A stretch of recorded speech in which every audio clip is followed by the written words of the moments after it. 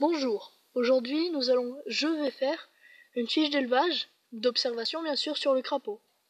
Là vous voyez il s'enterre, mais c'est parce qu'il a chaud. Regardez, normalement dans ma vidéo aménagement d'un vivarium, pour crapaud ou pour lézard, je me rappelle pas du nom par cœur, je disais qu'il aurait fallu, qu'il faudrait de l'eau fraîche pour lui quand il a chaud. Eh bien, tout de suite, en même temps que la vidéo, je vais le mettre dedans.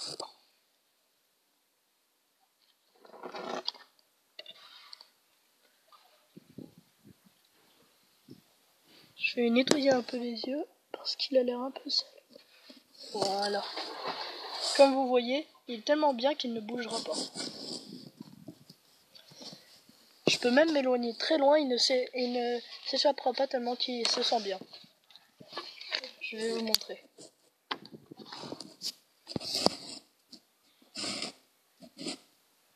Voilà. Je vais partir un peu, par exemple, 3 minutes, et après je reviens.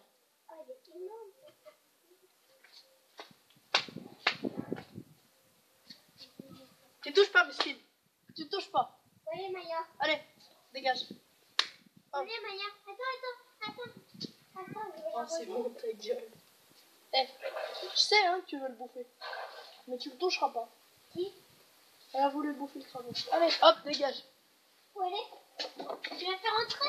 Non. Voilà. Vous voyez, il n'a pas bougé. Il se sent très bien dans l'eau.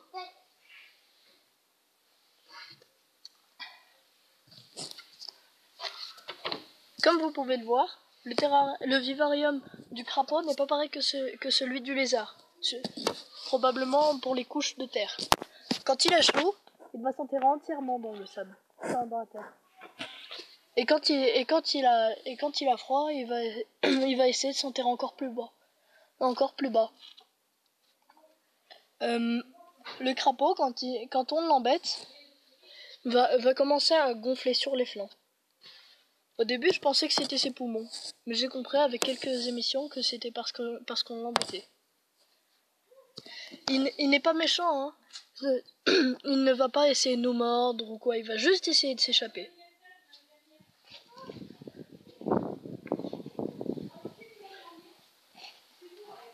Le crapaud commun est un amphibien, donc un animal à sang froid. Il ne peut pas réguler sa propre température. Alors quand il a chaud, il s'enterre. Et moi, je comprends tout de suite qu'il veut aller dans l'eau. Donc je lui fais un bon bain. Aussi, on croit beaucoup que les crapauds ont des verrues sur le dos. Mais ce ne sont pas des verrues, mais ou des amas de peau, ou alors comme le principe du papier à bulles. Ce sont des mues ou des peaux qui vont s'empiler et il y aura de l'air qui va rester dedans. Donc ça va faire comme le papier à bulles.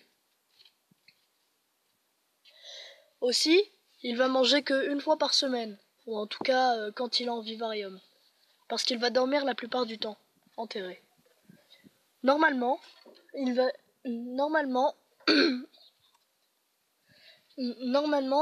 ne dépasse que les yeux et le nez quand il dort. Et ne ferme pas vraiment beaucoup les paupières, enfin d'après ce que j'ai observé. Mais quand il a chaud, donc, il s'enterre vraiment entièrement.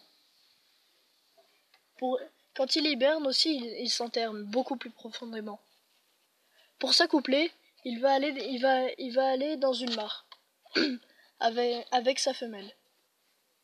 Et les œufs vont être pondus comme des colliers, une sorte de collier de perles.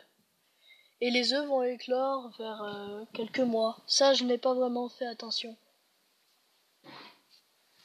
Et après qu'ils sont nés, et ça va être presque comme la grenouille. Ça va être des sortes de têtards qui vont après avoir des pattes arrière, avant, et après vont pouvoir se transformer en crapaud. Le crapaud commun est protégé, mais on n'a pas le droit de le domestiquer. On peut le garder une semaine ou deux, mais il faut toujours le relâcher après. Ils vont plutôt se mettre à l'ombre pour hiberner. Mais quand ils sont au soleil, ils essayent de trouver une cachette. C'est donc pour ça que j'ai mis une grande pierre comme ça.